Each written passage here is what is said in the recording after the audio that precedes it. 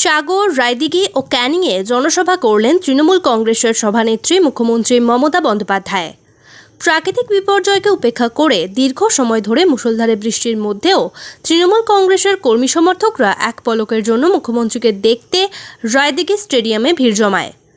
সাগর, রায়দিঘি ও ক্যানিং এই তিন জনসভায় দলীয় কর্মীদের কী বার্তা দেন তা শোনার আগ্রহে দূর দূরান্ত থেকে তৃণমূল কংগ্রেসের কর্মী সমর্থকরা এসে ভিড় জমিয়েছেন সাগর, রায়দিঘি ও ক্যানিং স্টেডিয়ামে।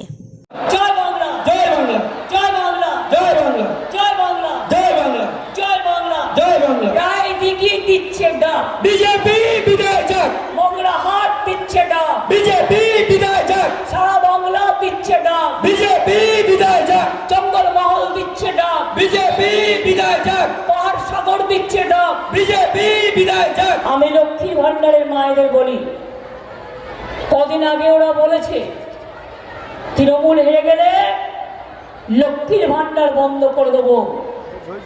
আমি বলেছি ওদের সাহস থাকা ভালো, দুঃসাহস থাকা ভালো না।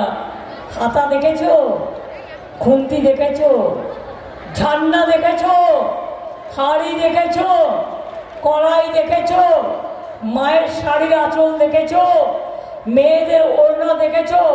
মেয়েদের গায়ে একটু হাত দিয়ে শুধু দেখো, লক্ষ্মীর ভান্ডারে হাত দিলে তোমাদের কিভাবে কি করতে হয় আমরা সবাই জানি।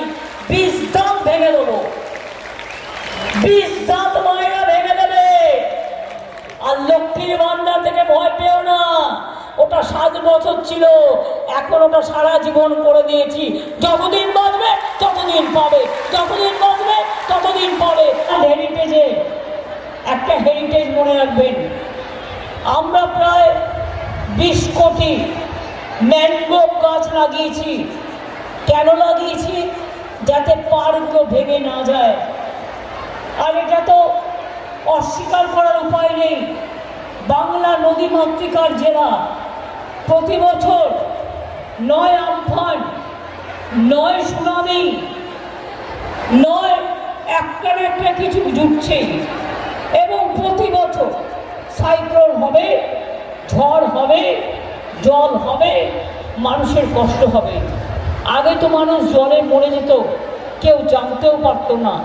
আমরা এখন এই ফ্লাড শেল্টার অনেকগুলো তৈরি করেছি, এবং এটা তৈরি করার ফলে এরকম ধরনের ঘটনা ঘটলে প্রশাসন আপনাদের নিয়ে আসে। যেমন মৎস্যজীবী যারা আছেন তাদের মাছ ধরতে যাওয়া বারণ আছে 2-3 দিন।